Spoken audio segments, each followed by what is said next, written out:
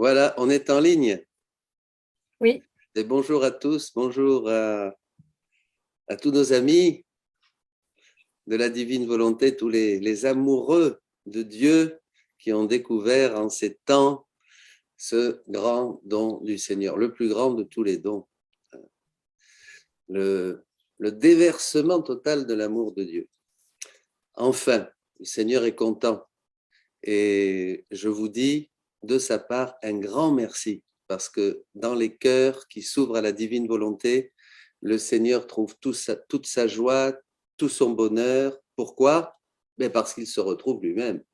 Il se retrouve lui-même vraiment dans ses cœurs et vous faites sa joie et vous pouvez multiplier Jésus et vous pouvez rejoindre toutes les créatures et vraiment c'est l'accomplissement, l'achèvement de toute l'œuvre de la création qui prend forme aujourd'hui. Ce grand signe que nous attendons, eh bien, ce grand signe que nous attendons, ben, c'est ça, c'est le don de la divine volonté. C'est la réponse de Dieu à tous les maux de l'humanité. Nous n'avons pas conscience. Donc, je suis très heureux de ce programme qui commence, qui est un petit peu comme je le disais il n'y a pas longtemps, là, juste avant, l'Esprit Saint et nous avons décidé que, voilà, comme dans les Actes des Apôtres. Eh bien, nous, eh bien là, vous avez donc Rolande. Bonjour Rolande, hein, Bonjour. voilà. Moi, tu peux te présenter en 2 mots si tu veux. Rolande, mariée, mère de 2 enfants. Je connais la divine volonté depuis fin 2016 et je chemine avec Jésus. Amen. Corinne. Bonjour. Voilà, moi je connais la divine volonté depuis quelques années, progressivement. Et depuis 2019, je me suis mise avec d'autres à l'école du Père Dominique pour approfondir. Et voilà. Et du coup, j'ai découvert aussi le docteur Salvador Tomasini. Et c'est vrai que c'est d'une richesse extraordinaire pour découvrir de plus en plus la divine volonté. Voilà. Ah oui, mais bien sûr, c'est surtout, merci Corinne, merci Roland. Béatrice, après je redirai quelque chose, mais qui est caché. Et Moi, que... je suis cachée. Bonjour. Moi, je connais la divine volonté depuis 6 ans, 7 ans. Je suis ermite et voilà, je connais le Père Dominique depuis quelques années. Voilà, je suis très contente d'être avec vous aujourd'hui. Merci Béatrice et merci à chacune. Oui, bien surtout, nous travaillons grâce aux enseignements de Salvador, donc Tomasini, que j'ai eu la joie de connaître en Espagne et qui depuis plusieurs années nous forme. Comme tu le disais, Béatrice, quand on a quelqu'un qui nous forme, évidemment, ça nous permet de grandir. Et je remercie pour le cadeau de tous ces enseignements depuis 35 ans, 37 ans. Salvador explique, va par le monde, en Amérique latine, surtout. Là, il est en Argentine pendant 1 mois. Et voilà. Donc, c'est surtout lui, nous réclamons plus, voilà, plus d'un groupe, d'une école où nous travaillons ensemble pour découvrir ce que Jésus nous dit. Alors, donc, le but de ces rencontres, c'est de pouvoir répondre à vos questions. Vivre dans la divine volonté, ça suscite beaucoup de questions. Alors, on ne vous dit pas qu'on aura toutes les réponses, mais le Seigneur, et puis, bon, il y a des choses qui sont essentielles, il y a des choses qui sont moins essentielles, mais on a le livre du ciel et c'est surtout à l'école du livre du ciel que nous voulons commencer ces rencontres. Voilà, je crois qu'on a brossé un petit peu le tableau. On peut commencer. Alors, comme dit Tomasini, allez, envoyez. Donc, on a une première question qui nous vient de Anne. Nous lui serons semblables car nous le verrons tel qu'il est. Pourquoi ne serait-ce pas à notre mort? Si c'est durant la vie dans la divine volonté, cela est à quel stade? Le 4e peut-être? Car je vois pour l'instant peu de mes amis dans la divine volonté qui lui sont semblables et qui le voient également, tandis qu'à la mort, c'est plus logique pour moi. Oui. Alors, oui. Alors, quand on dit qu'on va être semblable à Jésus et qu'on le voit, qu'on le verra tel qu'il est, ben, c'est déjà maintenant le don de la divine volonté, dans la mesure où nous découvrons ce dévoilement. Hein. Je me souviens Alexandra qui a vécu longtemps à Corato quand elle était déjà toute jeune. C'est la fille de José Luis Acuña qui est parti avec le Seigneur, un des premiers qui a rencontré le cardinal Ratzinger pour présenter les écrits de Louisa, il y a donc une 40aine d'années. Eh bien, elle dit que c'est le dévoilement de Dieu. Le don de la divine volonté, les connaissances que nous offre le livre du ciel, c'est le dévoilement de Dieu, c'est-à-dire Jésus se dévoile. Hein, il dévoile à travers les connaissances, puisque la vie éternelle, c'est la connaissance. Hein, la vie éternelle, c'est qu'ils te connaissent, toi, Père, hein, et celui que tu as envoyé, Jésus-Christ. Donc Jésus dévoile sa personne, dévoile tout ce que faisait la divinité dans son humanité, et à travers ces connaissances, nous sommes transformés parce que nous découvrons la vie du ciel. La vie du ciel est infusée en nous par des connaissances qui sont transformantes. Donc, le processus de transformation commence déjà. Hein, tout petit frère, toute petite sœur qui est dans la divine volonté, eh bien entre dans ce dévoilement et découvre ces vérités qui nous enchantent, qui nous ravissent, qui nous lient à Dieu, hein, qui sont comme un nouveau baptême. Donc c'est ça la transformation. On n'attend pas le moment de la mort. Hein, et ça c'est très important, ce thème-là, parce que la résurrection c'est aujourd'hui. La résurrection, c'est aujourd'hui. Quand on parle de la résurrection, et ça, on en parle dans un des Gethsémani, là, des derniers enseignements que vous avez, on nous dit la résurrection. Alors, la résurrection, ben oui, le jugement dernier, donc, eh ben, les bons à droite, les mauvais à gauche, ceux qui ressuscitent et qui sont bons, ils vont avec leur corps, hein, à la gloire éternelle. Les méchants, ils vont avec leur corps à la peine éternelle. Voilà, c'est le jugement dernier dans Matthieu 25. Mais franchement, qu'est-ce que ça me fait, moi, de savoir ce jugement dernier? En fait, le jugement dernier n'est qu'une ratification et une confirmation de ce que nous avons vécu ici-bas sur Terre. Parce qu'après la mort, c'est fini. Je sais qu'on a très souvent cette idée, alors on ne s'occupe pas de la vie après la vie, de la vie après la mort, parce qu'on se dit, ah bon, ben quand je serai de l'autre côté, je verrai bien comment je me débrouille, hein, pour avoir... Mais non, c'est une grande erreur et tous les saints, toute la tradition, nous n'avons que cette vie pour augmenter notre espace. C'est pour ça l'importance des actes dans la divine volonté. Parce que chaque acte que nous faisons dans la divine volonté nous ressuscite à la vie dans la divine volonté, à la vie du ciel. Donc, la résurrection, c'est maintenant. Le jugement dernier ne sera qu'une confirmation, une ratification de ce que nous aurons fait ici. Vous comprenez? Alors ça, c'est très important. Et c'est pour ça que plus nous vivons dans la divine volonté, plus elle nous prend, elle nous absorbe, elle nous transforme, et nous devenons vraiment ces vraies hosties et ces vraies images de Jésus. Donc ça commence ici, bien sûr. Et ça, il faut bien le dire. C'est ce temps de la vie qui est vraiment le plus précieux que nous avons. Et ça passe à une grande vitesse. Pour cela que Jésus, dans l'évangile de dimanche dernier, si vous ne vous convertissez pas, vous mourrez tous de la même manière. On a développé ça. Eh bien, vous mourrez sans rien. Vous mourrez nus. Vous mourrez et vous n'aurez pas profité. Vous aurez laissé en vain la grâce de Dieu, dit l'apôtre Paul. Donc, nous n'avons que cette vie. Hein. Donc, cette transformation, c'est déjà maintenant et nos yeux s'ouvrent au fur et à mesure que nous lisons, méditons et laissons descendre en nous, pour que ça devienne vie, avec tous les combats que ça peut représenter, bien sûr, toutes les purifications. Louisa, la première, nous en parle grandement. Prendre vie en nous, ce règne de la divine volonté, nous devenons de plus en plus semblables à Jésus. Et comme dit mon père, c'est important de lire. Merci de le souligner. Ça, sans la connaissance du livre du ciel, parce qu'aujourd'hui, c'est un gros problème qu'on a avec beaucoup de frères et sœurs, c'est classique, c'est normal, on doit tomber dans tous ces panneaux un petit peu.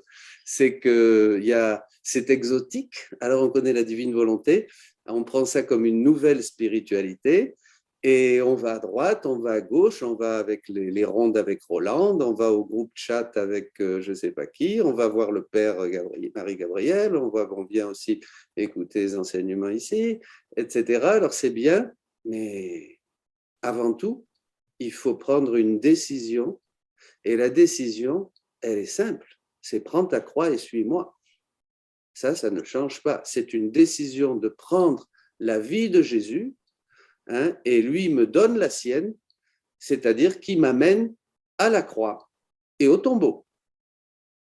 En fait, Jésus me propose de mourir. Et c'est surtout ça qui va nous permettre de nous ouvrir, et nos cœurs vont s'ouvrir à ces connaissances, mais l'un va avec l'autre.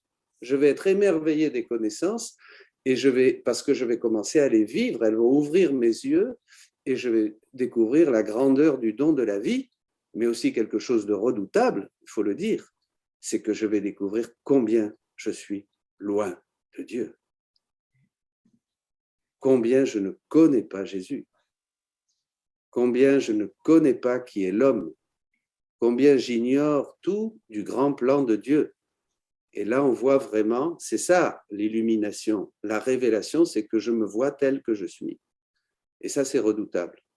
Exactement, donc d'où l'importance réellement de la lecture avec constance et persévérance, de s'accrocher surtout, même si on pense, comme beaucoup de personnes avec qui j'échange, qu'on a peu de temps de la journée et qu'on n'y arrive pas. Il faut vraiment faire cet effort-là, de donner du temps à la lecture pour laisser le Seigneur nous enseigner. Que ça soit 10 minutes, un quart d'heure par jour, la fidélité, la régularité, chacun selon son devoir d'État, une mère de famille avec ce qu'elle peut, une religieuse avec ce qu'elle peut, voilà, un prêtre de paroisse, mais tous avec ce manuel pour ressusciter qui est le livre du ciel et tous les trésors que le Seigneur y a laissés. Et pour revenir à la question de Anne, là, en fait, est-ce que tant qu'on est sur Terre, sauf grâce exceptionnelle, on voit Jésus dans la foi? Et est-ce que dans la vie, dans la divine volonté, même si on vit en mode continu, on ne va pas voir forcément Jésus de nos yeux de chair? C'est pas ça qui est prévu, je pense.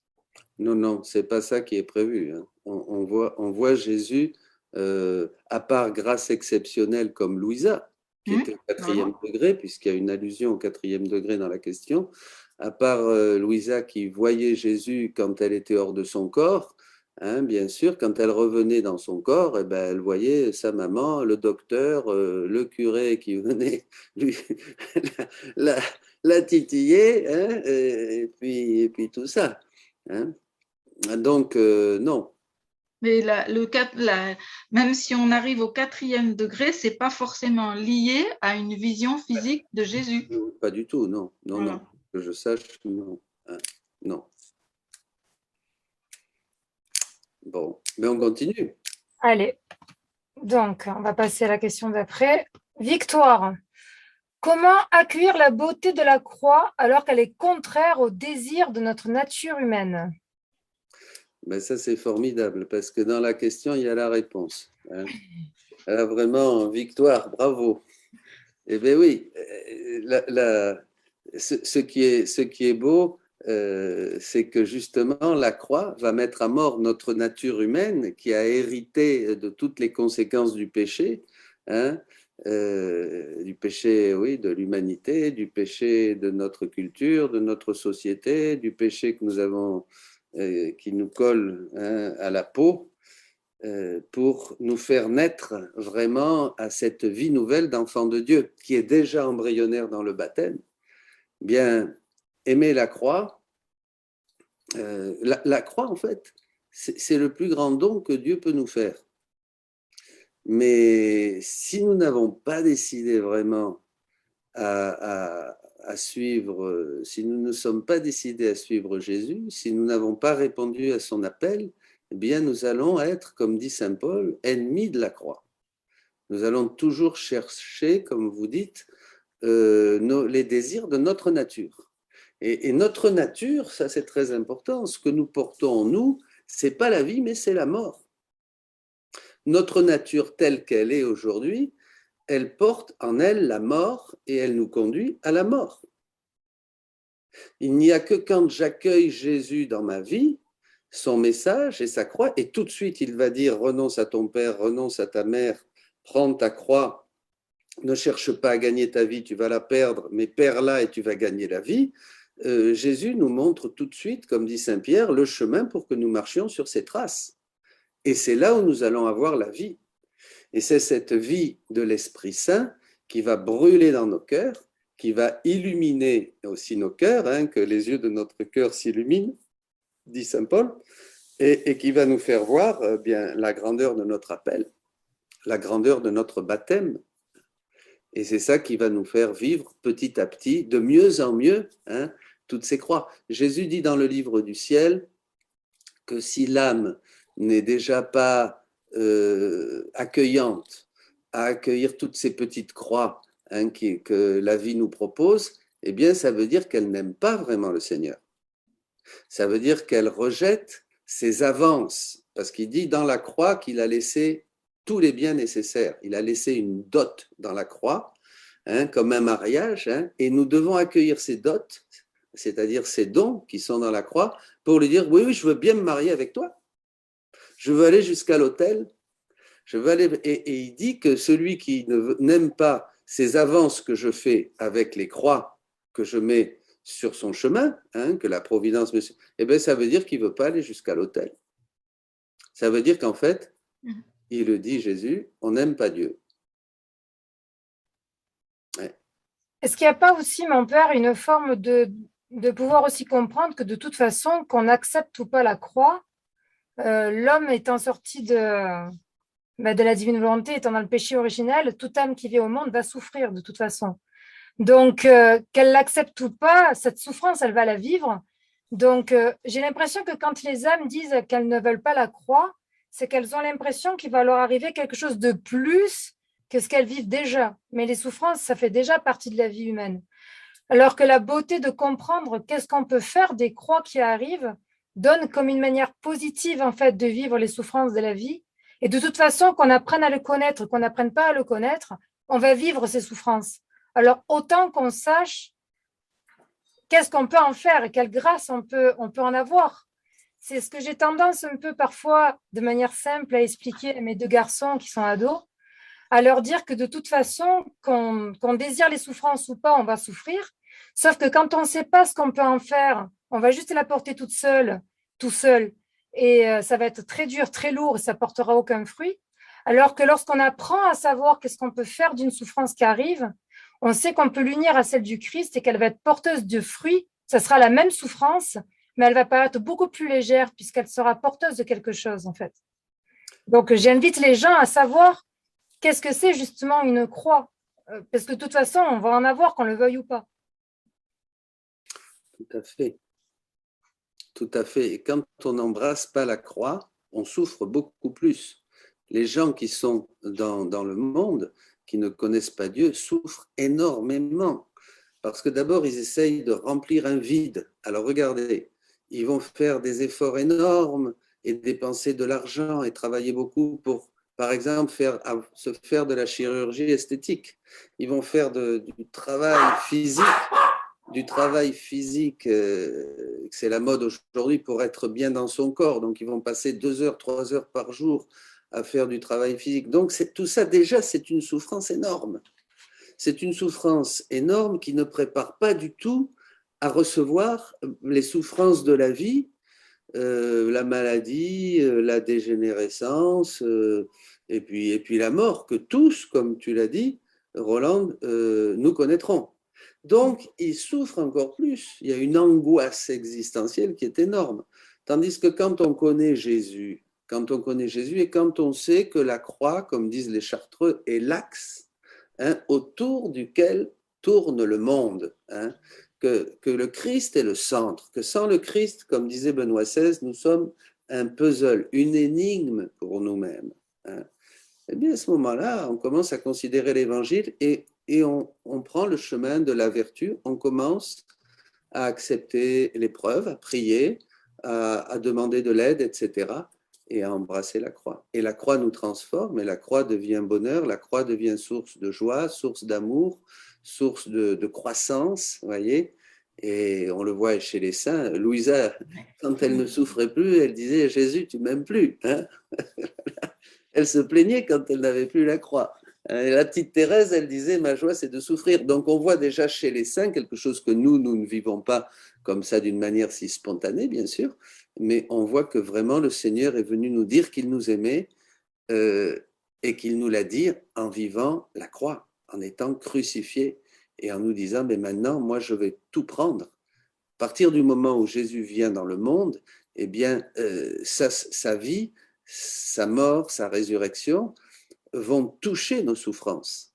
Donc, ce qui avant était vu comme une malédiction, eh bien, va devenir une bénédiction par le fait que le Christ a pris nos souffrances et les a prises et leur va nous donner un sens, bien sûr. Et c'est ça. Oui, on finit par voir même au bout d'un moment la souffrance comme un cadeau.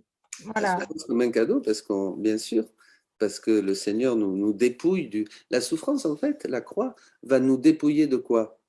De notre égoïsme, du vieil homme, de notre besoin de vaine gloire, de notre besoin de reconnaissance, de tout ce qui conduit à la mort, comme je vous disais avant.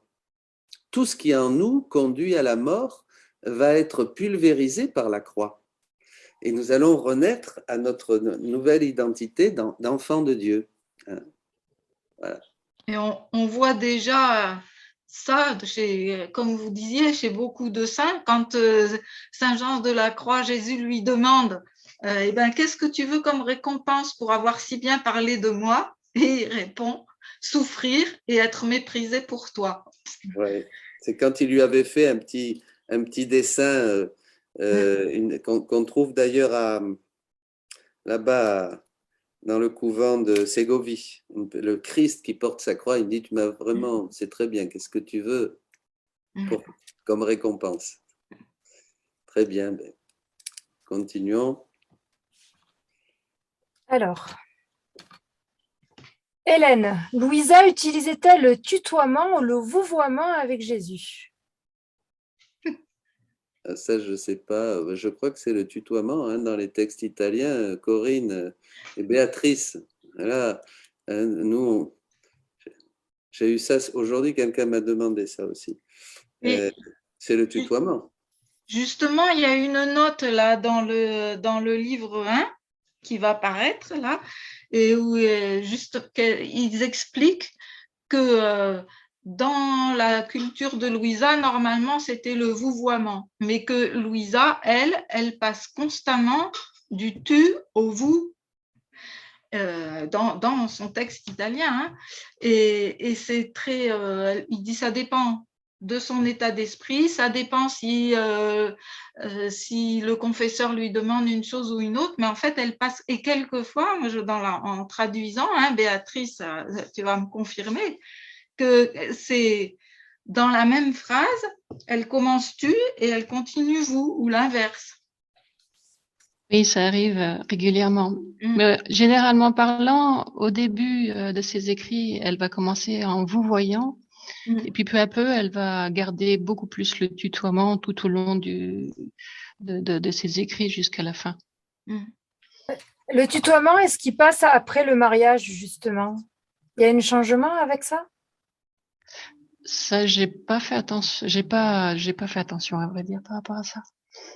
Moi, je dirais que non, parce que, par exemple, dans le livre 11, elle dit aussi bien tu que vous à d'autres moments. Mais en fait, on s'en rend beaucoup moins compte parce que certaines éditions françaises, enfin, ce qu'on a comme texte en français, c'est tout le temps au tu. Ils ont choisi de mettre tout au tu. Par contre, en anglais, c'est forcément vous. Enfin bon, c'est.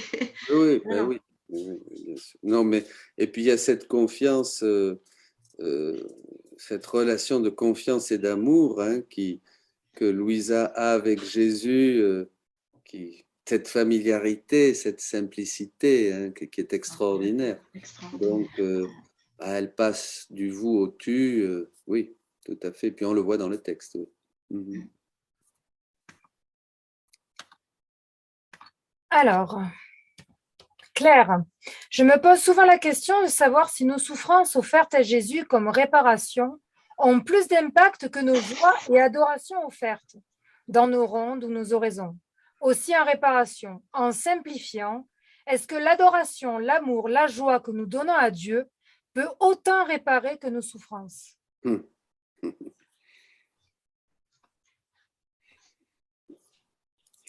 Alors, Jésus dit clairement, hein, là je crois que aussi Béatrice dans un texte, Jésus dit clairement que rien ne lui fait, parce que Jésus, qu'est-ce qu'il dit quand je pense à ce texte dans les 24 heures de la Passion? Ô croix, hein, comme je t'ai attendu, comme je t'ai désiré, parce que je voyais tous mes enfants, le désir de Jésus, c'était de glorifier le Père, bien sûr, et de nous sauver.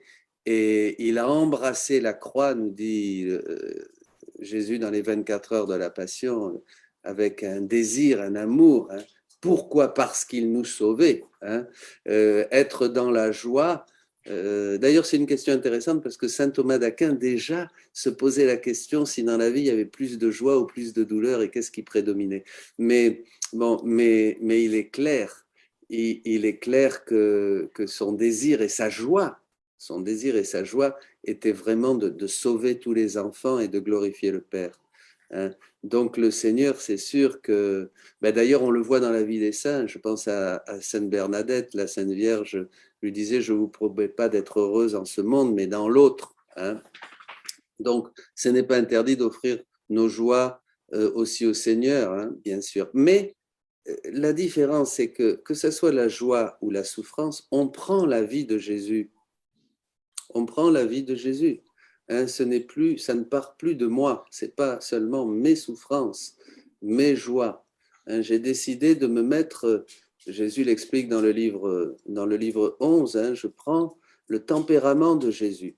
Hein, c'est-à-dire, au fil des circonstances de la vie, je vais rencontrer de la joie et de la souffrance. Et selon ce que je rencontre, eh bien, je vais me mettre sous ce rayon. Hein, un des rayons des attributs de Dieu. Ça peut être sa joie infinie, bien sûr, ça peut être aussi la souffrance, ça peut être la justice, voyez. Hein, on prend la vie de Jésus. Jésus nous donne sa vie parce qu'il veut que nous vivions sa vie à partir de nous. À partir de nous, c'est ça. Hein. C'est pas non plus Jésus qui va vivre comme une substitution. Ça aussi, c'est une des erreurs dont nous parlerons. Hein. C'est Jésus qui fait tout, quoi. En moi, non. Non, non, non. Jésus veut vivre avec mon accord sa vie à partir de moi. C'est ce que dit le catéchisme au numéro 521, hein, pour que nous puissions vivre les états et les mystères de Jésus. Donc la joie ou la souffrance, oui, mais la souffrance a quand même cette note qui est plus de notre vie sur terre. Notre ressemblance au Christ sur terre va être une ressemblance à sa vie, hein, à sa vie sur terre, c'est-à-dire à sa vie crucifiée, à sa vie où il est venu réparer et souffrir. Après, évidemment, ça sera différent, mais sur terre, on va quand même plus ressembler au Christ crucifié qu'au Christ ressuscité. Je ne sais pas si j'ai répondu. Oui. Oui. Eh ben, on continue alors. Alors, Hélène, comment se confesser dans la divine volonté? Quelle différence entre la confession dans la rédemption et la divine volonté? Peut-on se confesser pour les autres dans la divine volonté du fait que l'on peut réparer pour les autres, etc. J'ai entendu dire qu'on pouvait le faire pour la famille. Non, non, non, non. Là, ça, on ne peut pas. Hein. Ça, on peut pas. Déjà, les réparations, on va réparer pour la famille. D'abord, bon, dans la divine volonté, Jésus aussi dit dans le livre 11, et il y a une très bonne note, qu'il n'y a pas d'intention particulière. Parce qu'on veut toujours ramener les choses. La divine volonté, c'est la prière de Jésus, c'est la réparation de Jésus. Jésus dit à Louisa qu'il s'occupe de tout. Il s'occupe de distribuer. On n'a pas besoin de s'occuper si c'est pour Pierrette, Paul, un fils, une fille. Je sais que ça demande un grand abandon d'apprendre à prier dans la divine volonté. Bon. Mais est-ce qu'il n'y a pas un chemin aussi, mon père? Parce que dans les premiers tomes, Louisa prie pour son confesseur, voilà. Donc, est-ce qu'il n'y a pas aussi un chemin avant de… Oui, elle prie pour son confesseur, elle prie pour tous les confesseurs. Mais au livre 11, il explique ça dans un passage important que je ne mets pas là, si vous le retrouvez. Voilà. Oui, bien sûr qu'il y a un chemin, mais on peut commencer avec une personne. Moi, souvent, j'ai une personne que j'aime bien, alors j'ai envie de prier pour elle, évidemment. Et puis, rapidement, on ouvre à tous ceux qui sont dans ce cas-là. Hein.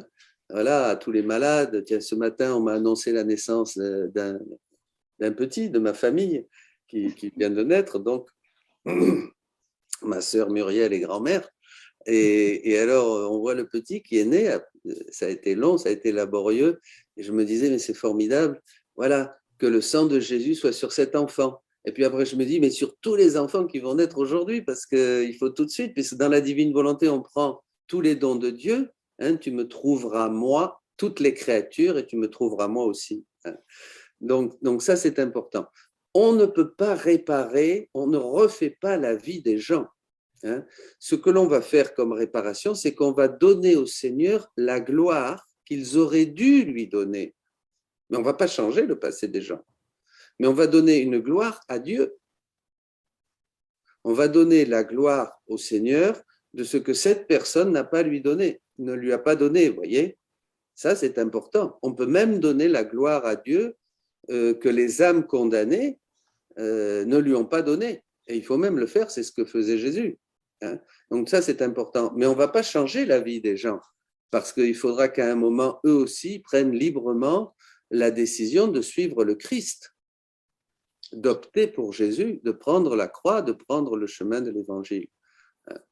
Quant à se confesser dans la divine volonté, je ne sais pas, moi je me confesse comme je me confessais avant. Hein. Je confesse mes péchés, quoi. Voilà. Mais bon, après, c'est sûr on dit au Seigneur, bon, ben oui, merci, hein, merci dans la divine volonté, une action de grâce dans la divine volonté, et on vit quand même les choses différemment, on vit les sacrements différemment dans la divine volonté, oui. Pour l'histoire des intentions, c'est dans le chapitre 37 au paragraphe 4 du livre 11. Le 37, ah ben voyons. Page 102. Page 102. Ah ben oui, tu diras, Rolande, le temps, hein, pour qu'on n'empêche pas nos amis d'aller se reposer ou de manger. Hein, on ne va pas faire. Alors, au 102, à quel paragraphe 4. 4, oui. Ah oui, c'est ça. 3, c'est la question de Louisa, et 4, la réponse de Jésus. Alors, une autre fois, je me demandais comment il valait mieux offrir nos actions, nos prières, etc. Si c'était comme réparation, comme adoration, etc. Et mon toujours bienveillant Jésus m'a dit, ma fille, pour celle qui demeure dans ma volonté et fait ces choses parce que moi je le veux, il n'est pas nécessaire qu'elle dispose elle-même ses intentions. Demeurant dans ma volonté, quand elle travaille, prie, souffre, moi-même je les dispose comme cela me plaît le plus. C'est la réparation qui me plaît. Je les mets comme réparation. Il me plaît que ce soit par amour, je les prends comme amour. Étant moi le propriétaire, j'en fais ce que je veux. il n'en est pas ainsi pour qui ne demeure pas dans ma volonté. Ils disposent et je m'en tiens à leur volonté. Voyez, c'est extraordinaire. En dehors de la volonté, Dieu nous écoute et nous exauce parfois selon nos désirs, dans la mesure de sa sagesse, bien sûr, parce que sinon on a des désirs qui sont un peu bizarres, nous les hommes. Mais là, Jésus dit clairement qu'on fait comme ce sont ses actes, comme on est dans son acte unique et éternel, donc son amour, c'est son amour, ses réparations, ce sont ses réparations, sa louange, ce sont sa louange, sa souffrance, c'est sa souffrance. Donc on est abandonné, on ne s'en occupe pas. C'est lui qui va administrer tout ça et selon les besoins du monde et de nos frères les hommes. Donc c'est au page 102 dans le livre. Et alors là, il y a un commentaire. Moi, je ne vais pas lire le commentaire parce qu'il est très long, il est assez long. Ah ben si. Salvador dit « Nous avons l'habitude de prier les uns pour les autres et de déterminer le bénéfice de notre prière pour une personne qui nous est chère ou pour une cause particulière. C'est nous qui choisissons à qui attribuer le bénéfice de nos prières et de nos sacrifices. Si nous vivons dans la divine volonté, nous n'avons plus à nous occuper de cela. C'est l'affaire de Jésus. Ne mettons plus aucune intention particulière sur nos prières, souffrances et réparations, ou ne les attribuons plus à personne en particulier. Dieu s'occupe de tout selon son bon plaisir. » Voilà. Ça va être tout ça dans le livre 11, traduit et commentaire de Salvador. Voilà. Alors, vous avez une question de Claudie. Donc, dans le tome 1, pourriez-vous m'éclairer sur le sens de ce passage donné à Louisa par Jésus qui lui demande de répéter, je cite, « Si je traverse l'océan, même si je ne te vois pas, tu es toujours dans l'océan. Si je foule le sol, tu es sous mes pieds, j'ai péché. » Dans les mots « j'ai péché », j'ai compris la laideur du péché, sa malice et sa témérité, ainsi que l'énorme affront qui est fait à Dieu par seulement un moment de satisfaction et de plaisir. Si ma compréhension est bonne, peut-on parler lors d'un trouble du comportement alimentaire, d'une satisfaction ou d'un plaisir lorsque quelque chose de bon est mangé? Il faudrait bien que je lise là. Alors, si je traverse l'océan, même si je ne te vois pas, tu es toujours dans l'océan. La divine volonté est créatrice, nourricière et conservatrice de tout ce qui existe. Après, il faudrait que je vois le texte parce que, oui, hein, dans le tome 1, là, il faudrait qu'on voit ce texte. Je n'ai pas souvenir de ce texte. Je ne sais pas, Béatrice ou… Non, j'ai vraiment pas souvenir de ça non plus. Alors, ça a été partagé il n'y a pas longtemps, en fait, sur mon groupe Signal. Il faudrait que je le retrouve. Donc, il faudrait retrouver parce que là… Jésus lui demande de se confesser, en fait. Donc, il lui fait dire ce texte. Voilà. Alors, il y a aussi la traduction en français actuelle qu'on a. Le livre 1 n'est pas tout à fait la même chose que l'original. Il y a des choses qui ont été rajoutées. Donc, je ne sais pas si ces textes font partie vraiment de l'original ou pas. Ce serait à vérifier. Merci, Béatrice. Oui, c'est ça. Et après, si ma compréhension est bonne, peut-on parler lors d'un trouble du comportement alimentaire, d'une satisfaction ou d'un plaisir lorsque quelque chose de bon est mangé? Non, moi je crois… après, je sais pas, quand quelque chose est bon, hein, je sais pas, cette douceur de l'orange, la saveur d'un kiwi, ou pensez à des choses que cette saveur est vie. Voyez, la chaleur du feu, hein, s'il n'y avait pas la divine volonté dans les éléments qui nous entourent, le parfum d'une rose, c'est vie. Tout ce qui est vie est le signe que c'est l'amour de Dieu, que c'est la divine volonté qui me donne cette vie. Hein, voyez, et plus on est dans la divine volonté, plus on découvre justement sa présence dans les choses créées, hein, dans le parfum, dans la saveur, la douceur des aliments, vous voyez. Et c'est ça qui est extraordinaire. Sinon, s'il n'y avait pas la divine volonté, le feu n'aurait pas de chaleur, les aliments n'auraient pas de saveur. Partout où il y a de la saveur, il y a la vie de Dieu. Et c'est sa divine volonté qui est créatrice, hein, dans les éléments. Donc, quand quelque chose est bon, eh bien, ben, c'est le moment de dire, ben, je prends ton je t'aime parce que c'est un je t'aime, hein, c'est un je t'aime. L'orange est bonne, c'est le Seigneur qui nous dit je t'aime. Hein, la douceur d'une rose, la couleur et le parfum d'une rose est merveilleux. C'est le Seigneur qui nous dit je t'aime. Ça, c'est les je t'aime. Hein. Il y a un texte qui est très beau dans le livre 17. Hein, c'est les je t'aime. Et là, ben, je prends ce je t'aime et je le fais mien. Je le vis dans mon cœur et je donne mon je t'aime à Dieu. Et alors là, Dieu a une correspondance parfaite parce qu'il me donne une vie divine, hein, dans tout ce qu'il me fait connaître.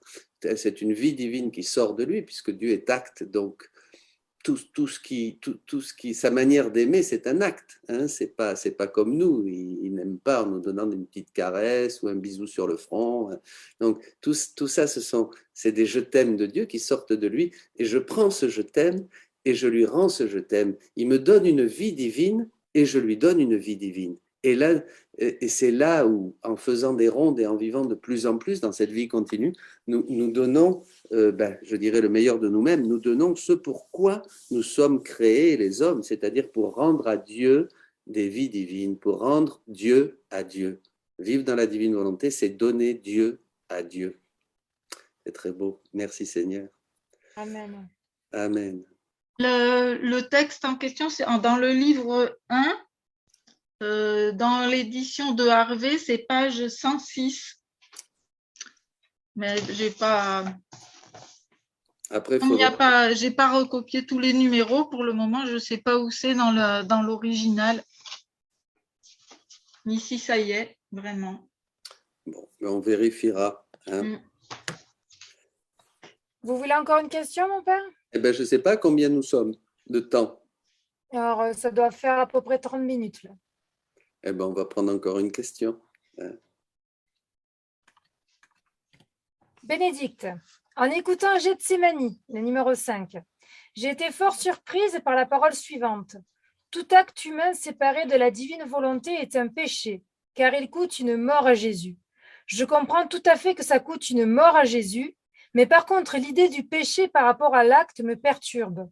Comme nous oublions régulièrement d'appeler la divine volonté dans tous nos actes, nous passons donc notre temps à être pécheurs. Ça, c'est vrai déjà, hein, à la fin. Oui, évidemment. Alors ça, c'est un texte, nous l'avions vu, c'est dans le livre 24, oui, c'est ça. Et en fait, Jésus va plus loin, c'est qu'il dit que le vouloir humain est péché. Hein. Le vouloir humain séparé du vouloir divin, le vouloir humain qui n'est plus, la volonté humaine a été créée, dit Jésus, pour contenir la divine volonté. Hein. Donc, le vouloir humain qui n'a plus la divine volonté ne va produire que du péché, de toute manière. Ça, mais la notion de péché, nous avons une notion de péché très teintée très moralisante et peut-être même un peu de jansénisme, vous voyez. C'est ça, nous on voit péché, et là ça c'est pas bien, un acte mal, quelque chose d'impur, une gourmandise, alors voilà, bien sûr, hein, mais ça en fait, ce n'est que les conséquences, c'est comme un volcan, c'est ce qui jaillit de cette pourriture, dit Jésus, c'est pas moi qui dis ça, hein, c'est Jésus, hein, qui a voulu tomber dans le torrent du Cédron pour montrer la pourriture qui habite l'homme. Hein.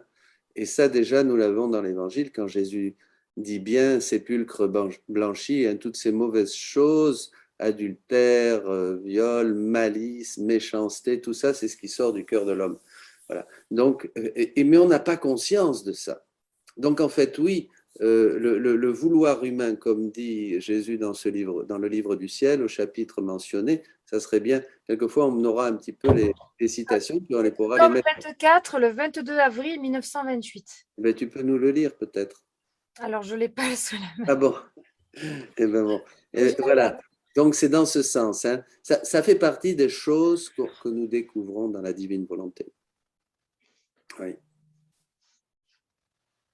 Il faut eh bien, à partir du moment où, avec notre changement d'intention, nous invitons le Seigneur partout, dans tout ce que nous faisons, non seulement nous allons éviter beaucoup de péchés, bien sûr, mais en plus, tout ce que nous allons faire, eh bien, sera dans sa divine volonté, hein, puisque Jésus doit refaire, bien sûr, tous nos actes.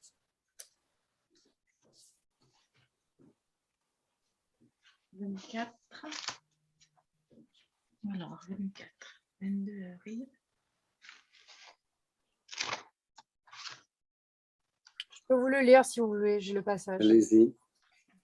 Alors, Louisa Diabrico, je me disais, mais quel chapitre Alors, c'est tome 24, 22 avril 1928.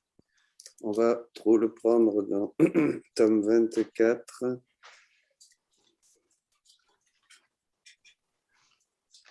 Oui. Donc, Louisa disait, mais quel mal la créature peut-elle faire quand elle fait sa volonté? Et Jésus ajouta, ma fille, ce mal est grand. Ma volonté est lumière, alors que la volonté humaine est ténèbres. Ma volonté est sainteté, alors que la volonté humaine est péché.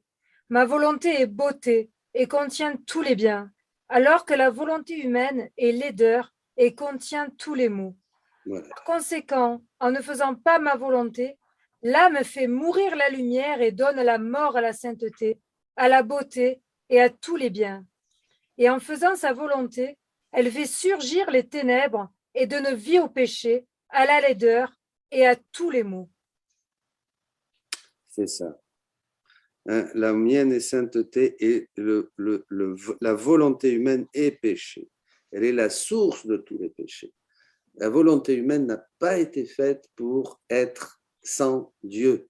Donc c'est normal que sans Dieu, qui est le bien, qui est le bon, qui est la lumière, qui est l'amour, qui est tout, cette volonté humaine ne va pouvoir que partir en exil, comme le fils prodigue que nous aurons dimanche prochain, hein, pour perdre et se livrer à tous les vices et terminer avec cette fin. C'est ça. Merci. Donc, tome, voilà, c'est là. Au 22 avril 1928. Voilà, tome 24. C'est le chapitre 8, au paragraphe 6. Voilà, ce paragraphe 6 dans la numérotation. Et ça, peu à peu, on va apprendre à nos amis. Nous allons adopter la numérotation espagnole et italienne de la traduction et de la transcription de la traduction de Salvador Tomasini, qui est bien pratique puisqu'on peut repérer non seulement le chapitre, mais aussi les paragraphes et aller plus directement. Là, je ne garantis pas que cette numérotation-là soit celle de Tomasini, hein, c'est celle Ah, celle-là de Harvey. Ah ben alors non, parce que moi là, ah oui, alors attends, 1, 2, 4. Attends. Ah oui, moi c'est, oui, merci, oui, merci Corinne. C'est dans le paragraphe 6, hein, dans la numérotation de Salvador. Ah, ça marche, c'est la même. Ça marche. Encore une question?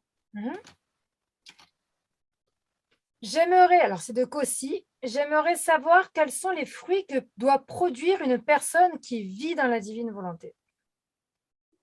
Jésus dit dans un passage, je crois que c'est dans le 11, Corinne ou Béatrice, qu'une âme dans la divine volonté est douce. Hein. Elle est dans la paix. Elle produit les fruits de l'esprit, hein, amour, paix, joie, voilà, foi, confiance, bienveillance, et humilité, maîtrise de soi, Galates 5.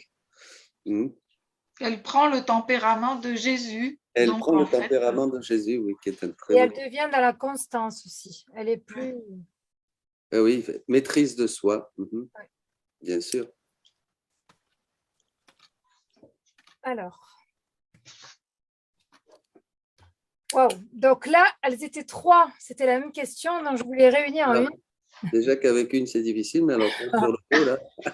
Donc, dans le volume 11 que vous avez édité à la page 121, note 5, et à la conférence du docteur Tomasini, il est expliqué la différence du don entre Adam et Ève. Qu'en est-il réellement dans les écrits du livre du ciel? qu'est-ce qui crédite son explication? En dehors du fait que le don est d'abord fait à une personne et exprimé par Jésus à Louisa plus tard, ce qui est donné comme explication pour la transmission à Ève et à leur descendance peut être mieux expliqué et plus argumenté, ainsi que les explications relatives au pourquoi le serpent s'adresse à Ève et non à Adam. Est-ce que cela peut être peut-être plus clair, s'il vous plaît? Êtes-vous tous unanimes sur cette explication? Oui. Alors, on ne va pas se lancer dans ce débat. Salvador lui-même dit que c'est loin d'être essentiel.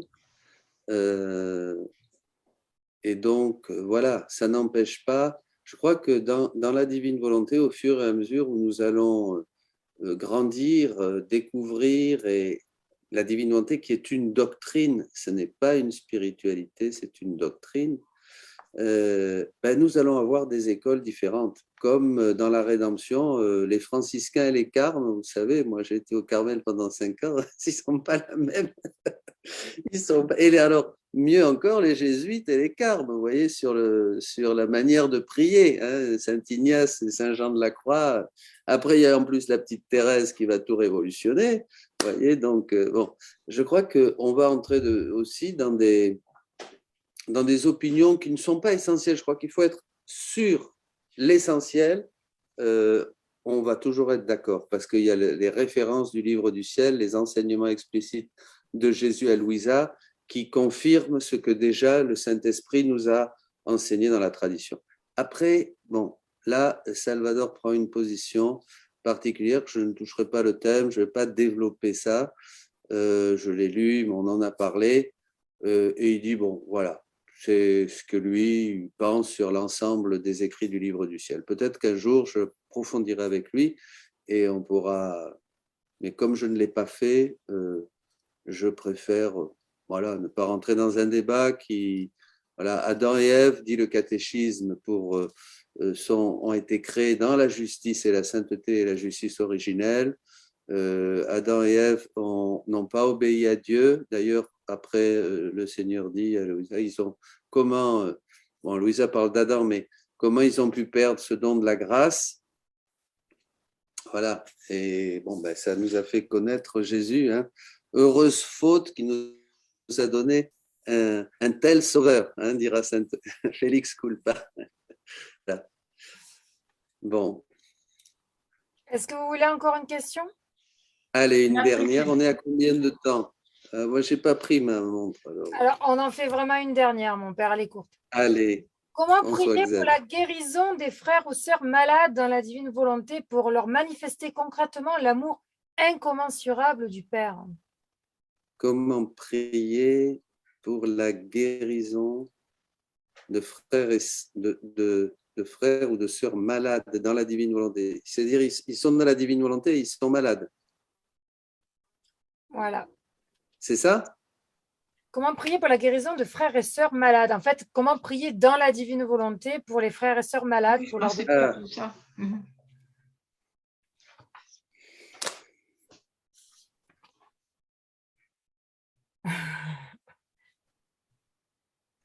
Est-ce que la maladie, est-ce qu'il faut mieux pas quelquefois être malade sur terre pour guérir pour l'éternité, hein?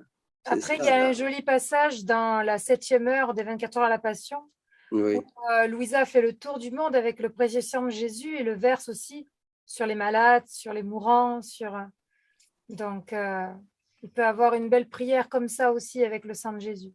Mais bien sûr, je pense à la petite Thérèse qui disait qu'elle avait de la compassion pour ceux qui souffrent mal, et pas pour ceux qui souffrent bien. Pas pour les saints qui vivent leur maladie comme union à Dieu. Elle, quand elle a craché du sang un matin, elle s'est réjouie. Hein, c'est son premier. Donc, mais pour ceux surtout, là où il faut faire nos rondes et aller rejoindre, c'est tous ceux qui sont malades et qui ne comprennent pas et qui ont peur. Hein. Voilà, donc comme tu dis, dans la divine volonté, on va prendre ce sang de Jésus, on va rejoindre toutes les créatures, on va frapper à la porte de leur cœur, toc, toc, toc. Hein, on va leur prêcher le royaume de Dieu. Là, c'est ces âmes missionnaires dans la divine volonté une puissance de prière, comme me disait une mère de famille, on n'a même plus besoin de sortir pour être missionnaire. C'est extraordinaire. Jésus développe ça aussi dans le livre 11. Hein. Elles sont ignorées, elles ne sont pas connues. On a l'impression qu'elles font rien, ces âmes, mais elles font tout. Voilà. Donc ça, déjà, c'est l'attitude à avoir. Et après, bien sûr, eh bien, ces âmes qui souffrent, nous, on voit ça différemment. Dans la divine volonté, on sait bien que telle personne qui peut-être ne suit pas le Christ, hein, est loin de Dieu, ben, elle souffre, mais bon, on ne va peut-être pas lui dire hein, comme ça. Mais cette souffrance qu'elle vit est la meilleure chose qui peut lui arriver. Jésus dit d'ailleurs que quand il voit, oui, ça y est, il dit ça, il dit que quand il voit des âmes qui s'éloignent de Dieu, il envoie des croix, mais il envoie des maladies hein, pour justement les faire réagir. Il envoie aussi des fléaux, des guerres, comme par exemple maintenant, et d'autres fléaux. Hein, et là, il y a tout ce jeu hein, entre la justice et la miséricorde, entre le ciel et la terre, entre ces âmes victimes comme Louisa, qui sont des paratonnerres, et entre cet homme qui offense Dieu et qui continue à l'offenser jusqu'à certains moments. Jésus dit, le péché est tellement grand que je voudrais effacer l'homme de la surface de la terre. Vous voyez, parce que c'est vrai quand même. Hein. Bon. Mais pour revenir à ces âmes qui souffrent une croix, qui souffrent une maladie, eh bien, il faut prier dans la divine volonté.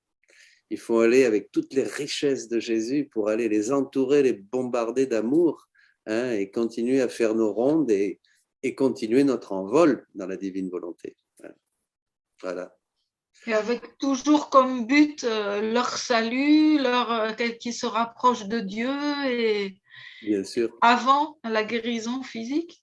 Ben, il y a un exemple dans Louisa, à un moment, il y a un homme de son village qui a été atteint par un coup de fusil. Il est entre la vie et la mort. Et c'est Jésus qui le lui montre.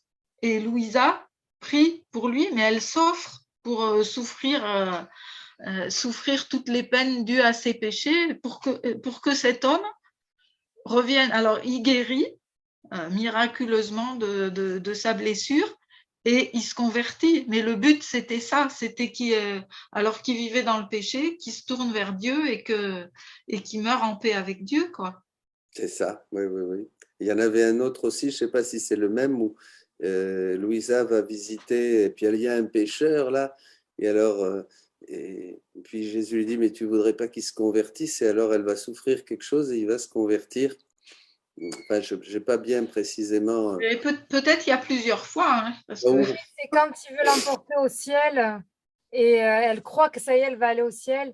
Et Jésus lui demande de regarder la terre. Ah oui, regarde. C'est ça. Ouais. Voilà, ben, toutes ces choses que nous pouvons faire. Hein. Eh bien, ben, écoutez, ben, merci. Voilà, la fin de notre programme. Merci Béatrice, merci Corinne, merci Roland, merci à vous tous. Merci à vous. Merci à vous, Père. Et vous pouvez continuer donc à nous écrire. Hein, vous trouverez sur Missionnaire de la Divine Volonté, sur Carrefour aussi de la Divine Volonté, sur Les Amis de la Divine Volonté qui va être là ces jours-ci ou qui est déjà maintenant en ligne. Questions-réponses dv@gmail.com. Vous écrivez vos questions et comme ça alimentera notre partage pour grandir ensemble dans la lumière de la divine volonté. Voilà. Soyez bénis. À bientôt.